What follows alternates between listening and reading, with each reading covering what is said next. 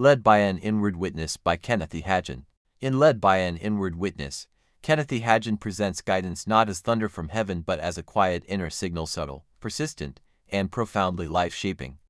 The book carries an intimate, reflective tone, inviting readers into a spiritual discipline where discernment replaces impulse and inward peace becomes the compass for decision. Led by an Inward Witness argues that the primary way God guides believers is not through dramatic supernatural events but through an internal spiritual perception called the inward witness. Drawing from personal visions, biblical teaching, and ministry experience, Hagin seeks to correct what he sees as widespread misunderstanding about divine guidance. He emphasizes that Christians often rely too heavily on external signs, prophetic words, or circumstances rather than cultivating sensitivity to the spirit within them. According to Hagin, this inward witness manifests as a sense of peace, assurance, or caution arising from one's spirit rather than the mind or emotions. The book recounts a pivotal vision in which Jesus instructs Hagin directly about how believers should seek guidance. From this experience, Hagin concludes that God does not ordinarily lead through prophets, visions, or dramatic revelations but through inward spiritual awareness. He explains that external guidance may confirm direction, but it should never replace inward conviction. Through narrative examples, Hagin demonstrates how ignoring the inward witness leads to difficulty, while obeying it brings protection and blessing. Hagin also explores how believers can learn to distinguish the inward witness from their own thoughts. He emphasizes spiritual discipline, prayer, and attentiveness as necessary conditions for developing this sensitivity. The book warns against manipulation by individuals claiming prophetic authority and stresses personal responsibility in spiritual decision-making. Ultimately, the central thesis is clear. The inward witness is the believer's primary and most reliable source of divine guidance, and learning to follow it is essential for spiritual maturity and practical success. Section 1. The Foundational Vision. The book opens with Hagin recounting a vivid spiritual vision in which Jesus appears to him and delivers specific instruction regarding divine guidance. This vision forms the theological and experiential foundation for everything that follows. Jesus emphasizes that believers under the new covenant are to be led primarily by the Spirit rather than by external prophetic direction. Hagin presents this experience not as an isolated mystical moment but as a teaching example meant to benefit all believers. This section establishes authority, tone, and the central argument of the book while introducing the concept of inward spiritual witness. Section 2. The Nature of the Inward Witness. This section defines and clarifies the inward witness. Hagin explains that it is not an audible voice, emotional reaction, or intellectual reasoning process.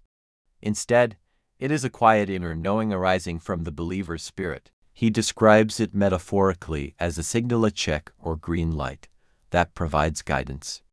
This section emphasizes that spiritual guidance is often subtle rather than dramatic. Hagin carefully distinguishes spiritual intuition from emotional impulse, helping readers understand how divine guidance operates internally rather than externally.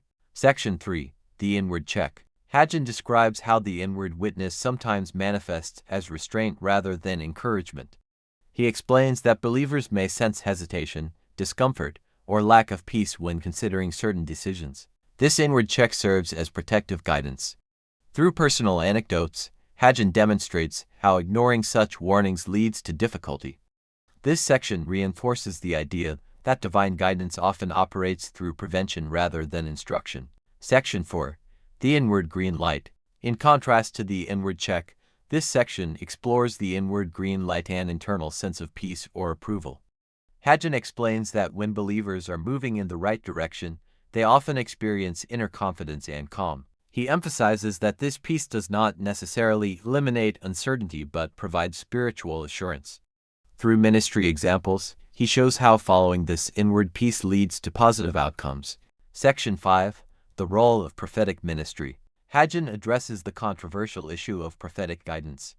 He argues that prophets are not meant to direct believers' personal decisions. Instead, prophetic ministry serves to confirm guidance already received inwardly. He warns against relying on prophets for personal direction. This section challenges common practices and emphasizes personal spiritual responsibility. Section 6. Dangers of Misplaced Guidance. This section presents cautionary examples of individuals who relied on external guidance instead of inward conviction. Hagin describes cases where people made harmful decisions based on prophecy or external influence. These examples illustrate the risks of abandoning inward discernment. Section 7. Learning to minister to the Lord. Hagin emphasizes the importance of prayer and spiritual attentiveness. He explains that believers must cultivate spiritual awareness through time spent with God. This section highlights discipline and spiritual sensitivity as necessary for guidance. Section 8. Practical application. The final section summarizes practical lessons. Hagin reinforces the central message that the inward witness is the believer's primary guide. He encourages readers to trust and follow it consistently. The book's structure reflects oral teaching rather than formal academic writing. This conversational organization enhances accessibility. The narrative begins with a dramatic vision, establishing authority, then moves gradually into explanation and application. This progression mirrors spiritual apprenticeship: revelation first, interpretation second, application last. For example, Hagin writes that believers are led primarily by the inward witness, emphasizing the central principle that external experiences are secondary. This structural clarity reinforces the book's thesis. Although the book is nonfiction, Hagin himself functions as the central character. Readers witness his development from uncertainty to confidence in spiritual discernment. His personal stories create narrative continuity and emotional engagement. His humility strengthens credibility. He openly admits moments when he nearly ignored guidance, allowing readers to see the learning process. Spiritual responsibility. One of the book's most powerful themes is personal responsibility. Hagin rejects passive spirituality and insists that believers must develop discernment themselves. Spiritual maturity.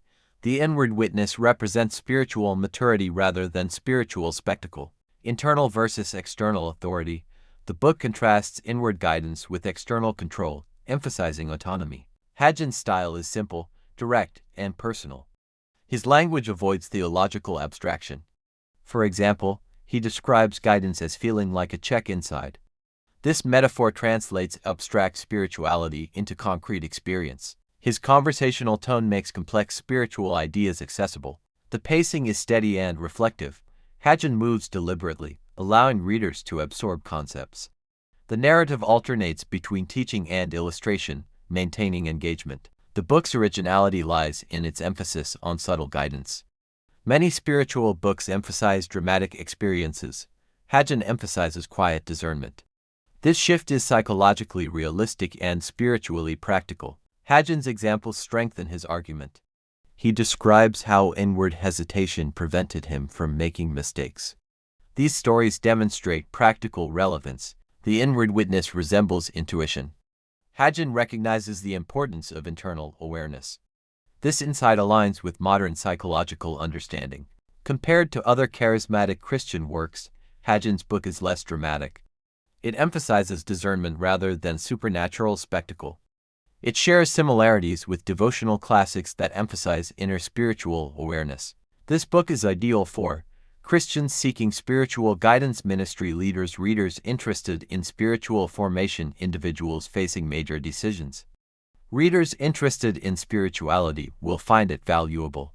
Led by an inward witness is thoughtful, practical, and spiritually reflective. Its greatest strength is its simplicity. It offers clear guidance for spiritual decision-making. This book is highly recommended for readers interested in spiritual growth and discernment. It provides practical wisdom and deep spiritual insight. Rating: 9/10. It remains one of the most influential teachings on spiritual guidance in modern charismatic Christianity.